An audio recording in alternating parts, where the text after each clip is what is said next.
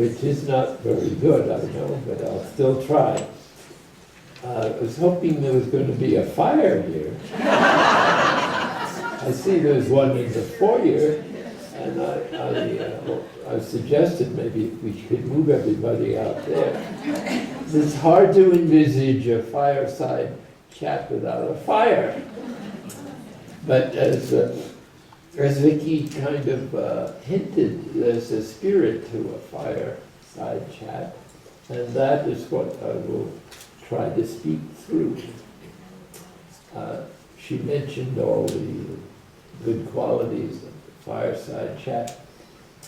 She neglected to mention the New Deal,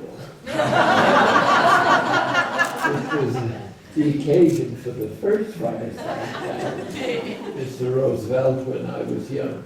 Most of you are too young to remember that era. But I'm not going to speak about politics, but I'm going to speak about someone that we call God in the Judeo-Christian tradition. I have yet to hear of another term that is as popular. So I even got in trouble with the Dalai Lama for using that term. And David called me to order by saying, you can't use that term in inter-religious dialogue. Of course, the Buddhists don't like the idea.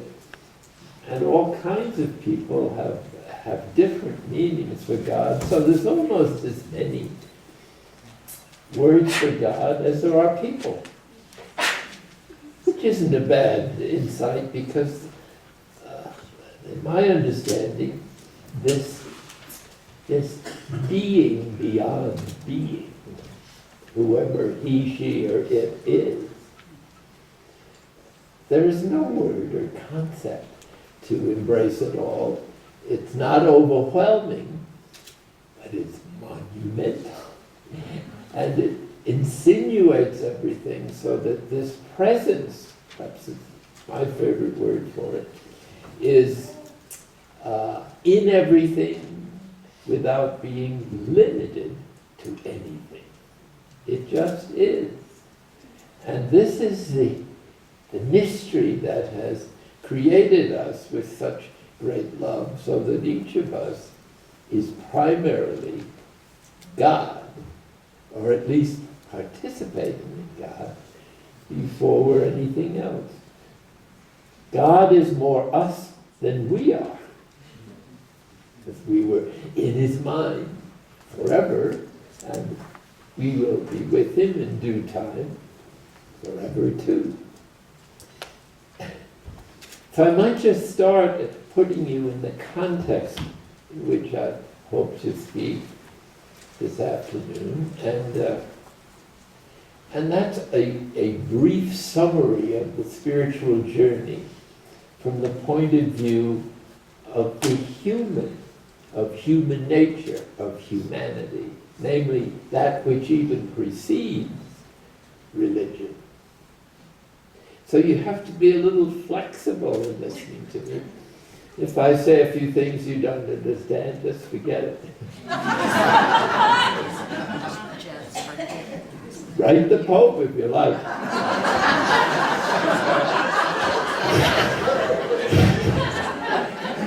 And he's coming around to my view.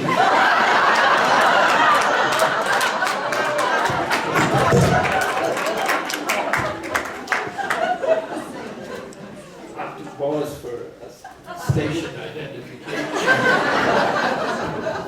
I think the Pope heard you.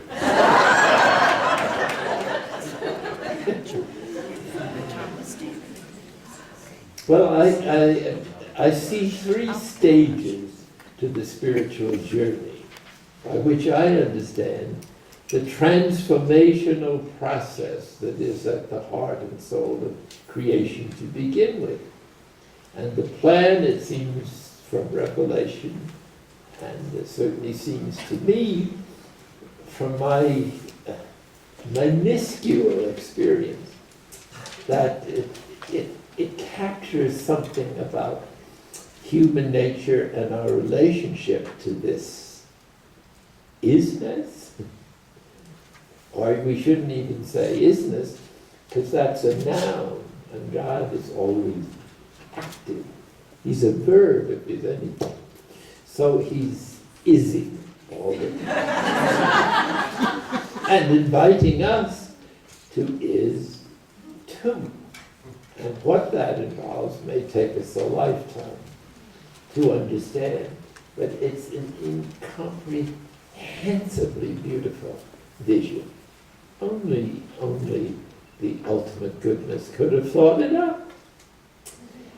So the first step of our spiritual journey, we might say, is the realization, not just a vague sort of acknowledgement, but the realization that there is an other, capital O, which goes by many names in Christian and secular history from the beginning. Everyone has developed a cultural nickname or name for Izzy. So it's the awareness that there is another, and we've got to do something about this, and we've got to accept what seems to be an invitation to join him in his life, and his life is the divine life.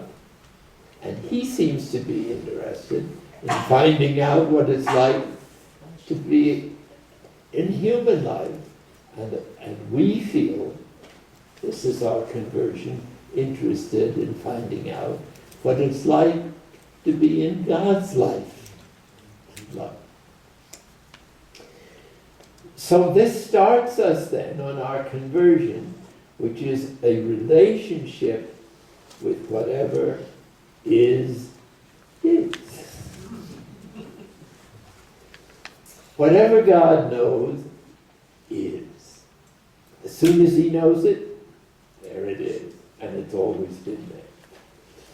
So here we are then at the first step of our spiritual life, is the realization that we've got to enter into a relationship with the source of our being that is reaching out to us in some way that we don't understand, and which manifests in our desire for happiness. Perhaps the innate human desire for happiness, even in its negative sense of our hatred of suffering. It's the same desire. And perhaps that's the greatest proof of God's existence. Where else would the desire come from? Certainly not us earthbound folks. So, first step, I think, is adequately described. The second stage, meaning a perspective, a kind of life, a new life at that stage. And that is to become the other. And that's the source of most spiritual literature. How do you become the other, capital O? How do you respond so thoroughly to the invitation that you become the other? In our Christian perspective, the other, of course, is Jesus Christ, the Word of God made human, in whom God is experiencing what human life is like. And he must have wanted to do so, because whatever he wants to do, he is. So this is the time for some discipline. This is the time for some practices that enable us to reduce the obstacles, or to hang out with God enough to be transformed by the inherent communication of the divine goodness and presence 24 hours a day. So suppose you become the other. What happens to Jesus? The friendship of becoming to other, the imitation of Christ, which has reached some degree of realization, is going to disappear. Why? Because you've become Jesus too. In other words, you can't see your own face. You might if you look in the mirror, but it's not you. So when Jesus becomes you and you become him, you don't see anything. It's a void, you might say, or an emptiness, or an sharing in the divine experience of being nothing. Because where did the Word come from? The eternal Word of God, or Son of God. He came out of the begetting of the Father, who might be called all possibilities. And the Son is all possibilities actualized. Hence, Word is a good image of what is happening. Not that it can contain the reality, because nothing can fully be God except God.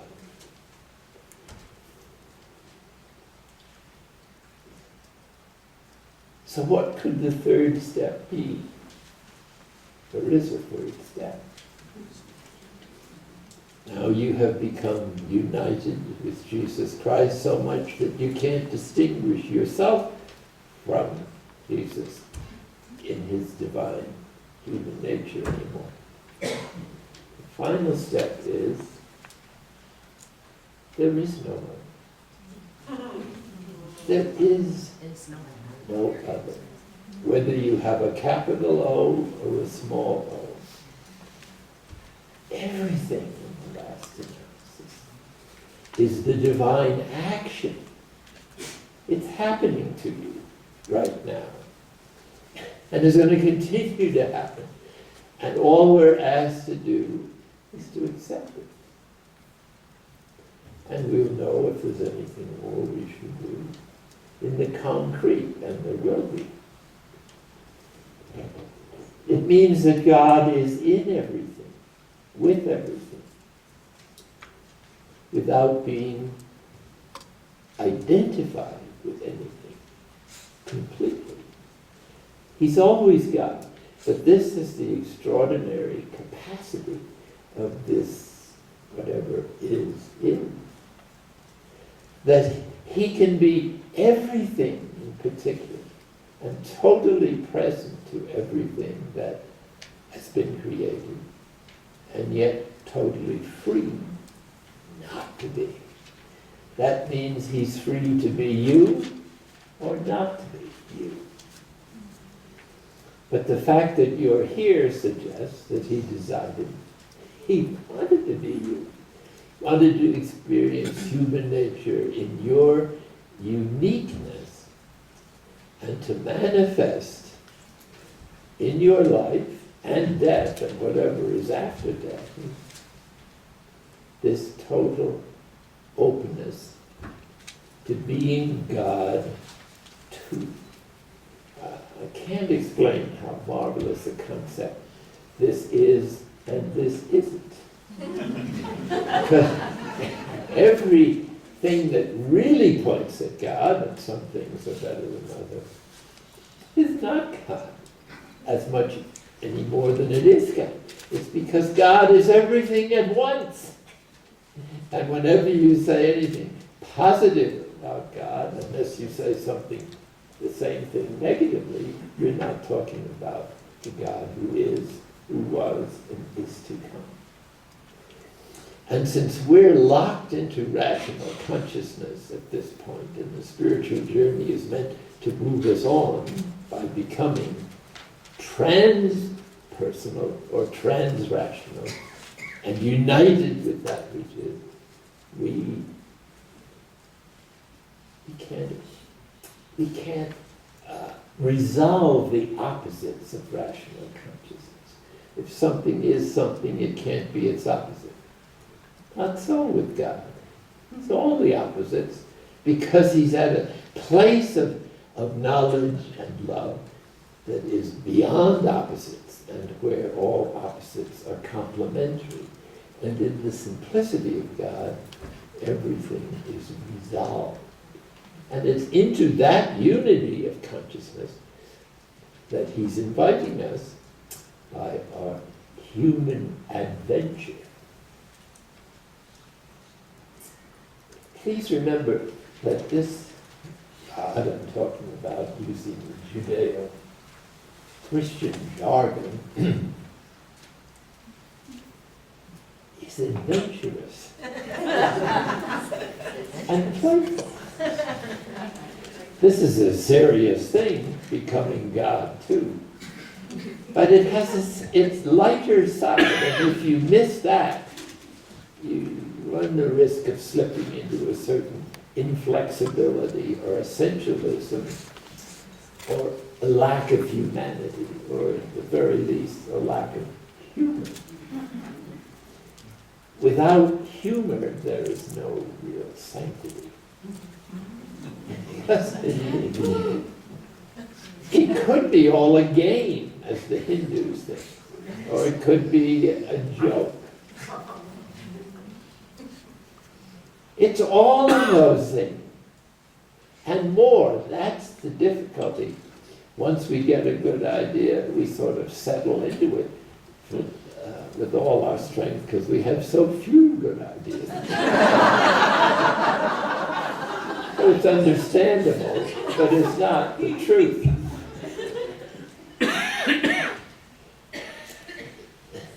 So some questions come to mind that I think are very useful, because we think so much about what we hear or see on the various mass media.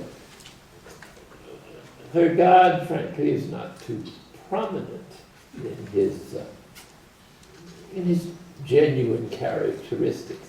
But if you have a sharp enough perception, nothing hides God, even the worst of situations, the most stupid of people, and even yourself, who turns out to be wonderfully good, but incapable of enjoying it. So this thinking of God I'm offering to you this afternoon as kind of fireside chat. It's fun. If you don't like my ideas, just throw another log on the fire. Which in this context is another piece of wood that doesn't burn too well. But think of God a little bit in a very big way. And if you do, that's too small. You can't think of more wonderful anything than this God. And you can't figure out anything about God without a special grace. And so the stages that I reduced to 3 have many sub-stages in between as you climb this staircase, or hopefully take the elevator to the top floor. There is one. It doesn't depend on you, of course. So God is so marvelously good. There's no word for it. So gentle, so considerate, so kind, so tender, so everything marvelous. That's God. And whatever you say is far less than it is. As Paul says, it hasn't crossed the imagination of any human being what God has prepared for those who love him. So what else is there to do? You can't do more for anyone else than to love him, as the scriptures suggest, totally, with your whole mind, heart, soul, and strength. The Dalai Lama calls this compassion. and it includes everybody else, like in the second commandment. So basically, the Buddhists and the Christians, I think, are doing the same thing. They're responding to the desperate need of humans for happiness, none of whom know how to attain it or to reach it. Even when someone tells you, you don't get it until you do it, until you try it out and rely more and more on God. Now, I'd like to share with you very honestly and out of honor for the wisdom that you folks have obviously achieved and are achieving, and hopefully to encourage you that you are, if you've been doing this for some years, as most of you have, are much farther along than you can imagine. Because God is drawing you and is the source of that very sophisticated psychological way in which God draws you irresistibly while giving you complete freedom. If you can put those things together, you will be God too. God knows everything that's wrong with you. It doesn't bother him at all. He expects it. This is the great mistake of the Creator, if I may be so, is to create anything. Because anything that God creates can't be perfect. Otherwise it wouldn't be God. So he's making a problem for himself just by making anything. It's not going to be God. So it's going to have faults and all the rest of the things. It's going to be a mess. Terrible mess. The subatomic chaos that we hear about from these astronomers now is a good symbol of who we all are. We are all just a mess. That is to say, at some level, we're just this amazing combination of trillions of subatomic particles that are put together by the genius of nature or the evolutionary process, and which are relatively, the mass in each of those little subatomic particles is roughly as far away from each other as the galaxies, proportionately. So that means you and I sitting here are mostly space. A little wind would blow us all away. Who's holding you together? This is a mystery. How are your bosons? These are the new discoveries that are supposed to change spiritual energy or invisible energy into material things. This is an extraordinary discovery. They celebrated, as you know, at the Geneva Super Collider. So you and I are on the verge of scientific discoveries that were just unimaginable 20, 30, 40 years ago. Unimaginable. And becoming more extraordinary. They've just been discovering the possibilities of these stem cells just yesterday or the day before. What that will do to medicine, the genome, all the other things. What's happening with evolution is that human nature, with its achievement of rational consciousness, is now taking over the co-creation of the universe, at least on this planet. But whatever we do here, because everything is interrelated, is affecting everything else in the universe as it expands at millions of miles an hour. So we mustn't think of this God as picayune. Put your mind on it. billions of galaxies in one galaxy, billions of planets or stars in another one. And right now, as we sit here, a supernova that exploded 1 million years ago and sent forth the last parts of its elementary values to build new planets and to, God only knows, affect all the distances in the universe. It's just arriving. You're just being penetrated at this moment by some neuron or something that was exploded a few million, maybe 1 billion years ago. So everything is extremely well thought out without appearing to be so. We may not be able to grow unless some supernova explodes somewhere and shares with us the residue of its enormous energies. So we've got to begin to be friends with the universe in a way that we never were before, because the physical cosmology, representing the cultural, scientific knowledge of the time, which was close to zero compared to what we are now. That means that the predictions of the early fathers of the church are now happening. That revelation of God's inner nature and plans and all the rest of his activities are available to us in a way that they've never been known before. And so, as the fathers of the church said, there are two books of Revelation. One is the Bible, the other is nature. Now nature is not just a beautiful sunset, it continues to do all those things.